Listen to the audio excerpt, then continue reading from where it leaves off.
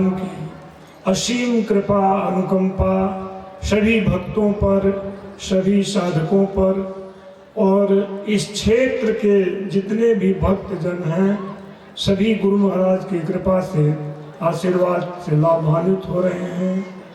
और इस क्षेत्र में गुरु महाराज प्रायः यहाँ आकर के पहले महीना 2 महीना निवास करते थे और उनकी कृपा सब पर समान रूप से व्याप्त है।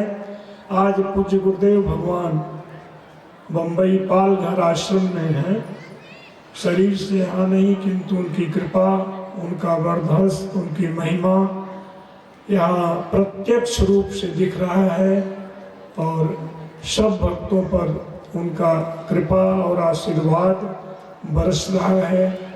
इसलिए ऐसे संत महापुरुष के लिए बताया गया कि संपूर्ण जगदेव नंदन बनम सर्वे पी कल्पद्रुमा गांगम वारि समस्त्र वारि निबहा पुण्या समस्ता क्रिया वाचः प्राकृतः संस्कृता सुत शिरो वाराणसी मेदनी सर्वा वस्तु तिरस्य वस्तु विषया दृष्टे पर ब्रह्मणि।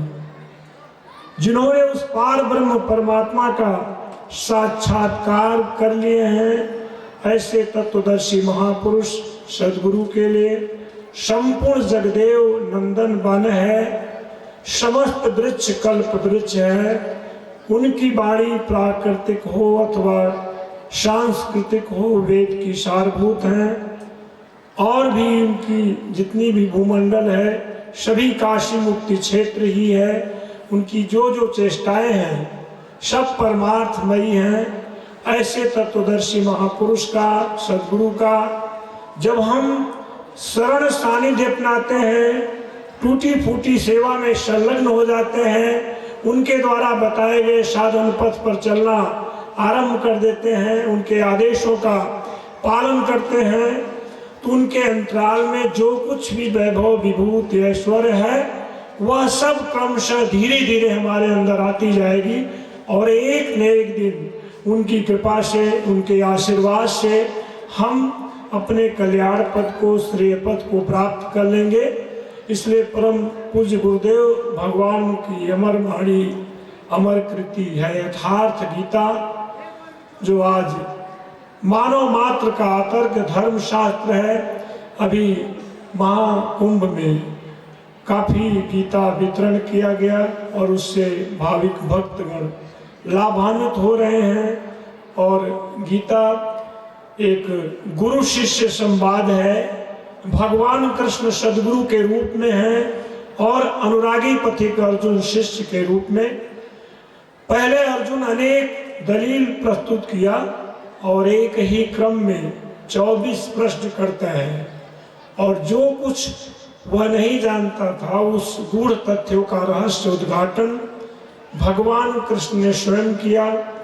मात्र इतनी सी शंका के लिए युद्ध, अर्जुन ने कहा कि भगवान मैं युद्ध नहीं करूंगा क्योंकि इसमें तमाम नरसंहार होगा, हमारे बहुत से बंधु बांधवों का हमें मारना पड़ेगा और इससे बचने का कोई सुगम मार्ग हमें बताएं। इस पर भगवान कृष्ण ने इसे अज्ञान ठहराया और कहा कि अर्जुन यदि तू निश्चित कल्याण चाहता है तो युद्ध कर, बगैर युद्ध किए कल्याण कदापि संभव नहीं है। और युद्ध का स्वरूप बताया कि अंतरात्मा में चित्त का निरोध करके ध्यानस्थ होकर आशा रहित, ममता रहित और संताप रहित होकर के इस युद्ध में अग्रसर हो। और जो कोई मोह निशा में अचेत मूढ़ लोग इस मेरे मत के अनुसार नहीं बरतते, उन्हें तू कल्याण पथ से भ्रष्ट हुआ ही जान। विचारणी है कि जिसका चित्त ध्यान में स्थिर, आशा ममता संताप से रहित है, वह कौन सा युद्ध लड़ेगा और किससे। वस्तुतः गीता का एक भी श्लोक वाय मारकाट का समर्थन नहीं करता है। प्रत्येक साधक को, प्रत्येक पथिक को इस पथ से गुजरना होता है। पहले तो बाहरी चकाचौंध को देखकर लगता है भजन बड़ा ही आसान है, बड़ा ही सुगम है। किंतु जब हम सब ओर से मन को एकाग्र करके एक परमात्मा के चिंतन में, भजन में प्रवृत्त होते हैं, लगते हैं, तो जितनी भी विजातीय प्रवृत्तियां हैं वह हम पर हमला करने के लिए तैयार रहते हैं। इसलिए हमारे महापुरुषों का कथन है कि कामः क्रोधश्च लोभश्च देहे तिष्ठन्ति तस्करा ज्ञान रत्नापहाराय तस्मात् जागृत जागृत। इस शरीर में 3 प्रकार के चोर, काम, क्रोध, लोभ, निरंतर ज्ञान रूपी रत्न का अपहरण करने के लिए सदैव तैयार हैं, विद्यमान हैं। इस पर हम तभी विजय हासिल कर सकते हैं जबकि हमारे ऊपर उन सद्गुरु की कृपा हो, उनका छत्र छाया हो, उनका बरदस्त हो। भगवान कृष्ण अपना ऐश्वर्य, विभूति सब कुछ अर्जुन को दिखाने लगे, किंतु वह कुछ भी नहीं देख रहा था, आंखें मलता रहा। जब सबोर से मन को एकाग्र किया, उनके प्रति समर्पित हुआ संपूर्ण मन योग से, संपूर्ण भाव से कि भगवान योग क्षेमा वहां में हम, सही क्या है गलत क्या है इसकी जानकारी हमें नहीं है।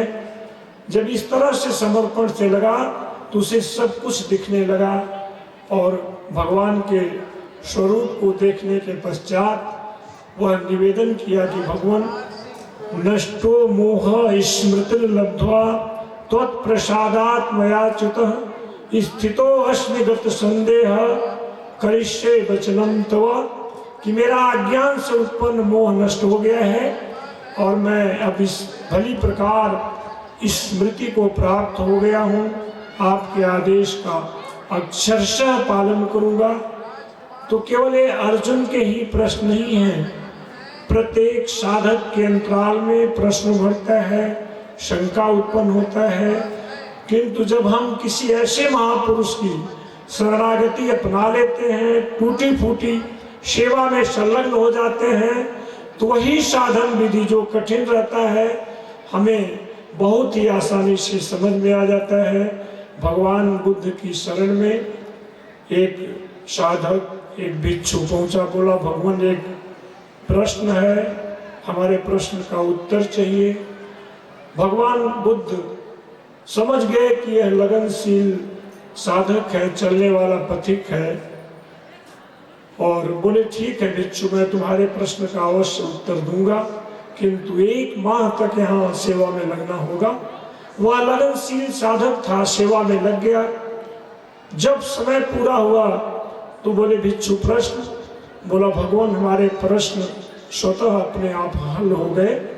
तो जहाँ पर ऐसे संत महापुरुष का हमें दर्शन मिलता है, शरण सानिध्य मिलता है, उनकी टूटी फूटी सेवा, और जब हम उनके द्वारा बताए गए साधन पथ पर चलना आरंभ कर देते हैं तो वही साधन बहुत ही आसान हो जाता है। इसलिए भगवान कृष्ण का कथन है कि भगवत पथ में कोई बाह्य आडंबर का स्थान है ही नहीं। और गीता में बताया गया कि पत्रम पुष्पम फलम तोयम यो मे भक्त्या तुमिच्छति तदहम भक्त्यो प्रयतश्नामि प्रयतात्मना।